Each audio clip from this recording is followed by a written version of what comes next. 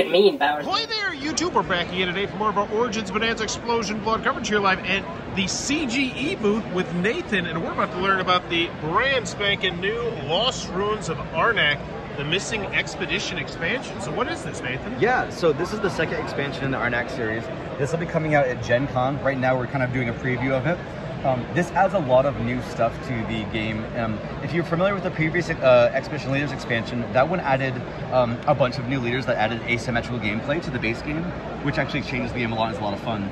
This expansion adds a lot of content. So everything you're seeing here is what's in the box, and 95% of this is also playable in a multiplayer mode game. So if you could play all this stuff with a regular game, but the thing that this adds that's really special is a solo or co-op campaign that changes up sort of the way the board acts and how you do layouts. It has a story element, so it plays out across 6 different chapters that are sort of puzzle-driven and very dynamic. So that's something you play solo or with a co-op, second player co-op for 2 players. But a lot of the elements can also be incorporated into the main game. So the other componentry that's added in the game, you get 2 new expedition leaders. Each of them plays very differently. The mechanic has this cool rotating wheel that as you're playing, you get certain little cogs that you can, at certain rounds, you can pick 2 random cogs, you choose which one you want to keep, and you discard the other one, you can slot that in.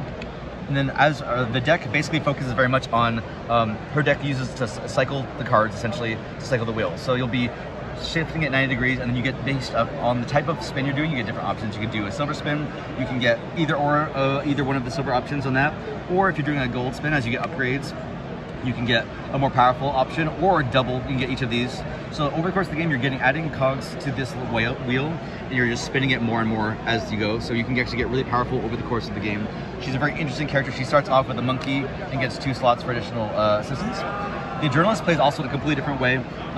He will, all these little tokens will be distributed, of course, across the different sites along the board at the beginning of the game. And then when he's playing, when he travels to a location, you can pay 1 extra movement resource to basically write an article about where he's visited. You can either hang on to that for later, or you can slot that into one of these spots on the newspaper to trigger that ability when you want to. And as you fill up different columns, you get access to these free slots for idle powers that don't actually cover up your victory points. That's kind of cool. And then as you fill up these entire things, you get access to more powerful secondary options that are a little bit useful. These are modular too, so they slot into the game board. There's 4 of them, and they have double sides. So you can really just kind of customize your experience as you go. So each of these new characters is actually quite different in how they play from the previous 6 leaders. So that's a lot of fun, and that's like one of my favorite parts about this, in addition to the campaign. You're also getting a ton of new items, a ton of new artifact cards. These are all a little bit different. Some of them are a little more powerful and crazier than what you've seen before. There's new sites and guardians. And the cool thing about this is, in the campaign, each of the 6 chapters has its own set of like bonus sort of events decks that you're using. And when you land on certain sites in that chapter, you'll be getting the draw card, and you have a little bit of flavor text and imagery. And then you have an A or B choice based on what you want to do. And that can be really dynamic based on like the situations you're playing in each scenario. In the campaign, there's also these other bonus little symbols that give you metagame elements.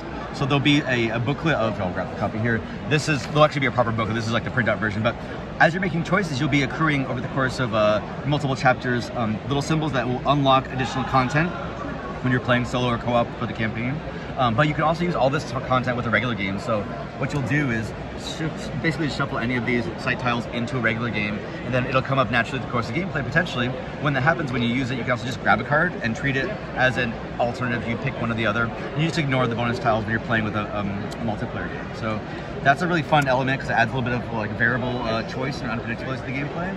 And yeah, so basically the rest of it, you just get a lot of content that you can kind of filter in with the regular game. And people have been curious about whether this is only solo focus or only campaign, and it's only actually a small piece of it, even though it's actually like a substantial amount of content from that. The amount of components you get and the variable that adds to like a regular multiplayer game is actually really awesome. So it's a little bit of something for everybody, but just a lot more Arnak. So if you want more Arnak, even more Arnak is coming Gen Con this year.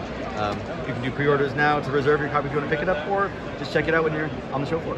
Alright, very, very cool. The Lost Ruins of Arnak, the Missing Expedition. It looks like it might be your cup of tea. Be sure to check out that link down below. And as always, thanks for your time, YouTube. This video is brought to you by all of my amazing Patreon supporters, and I would love it if you would join their ranks and have your name immortalized in the end of many of my videos for the end of time. But consider for only $1 a month, and as always, thanks for stopping by.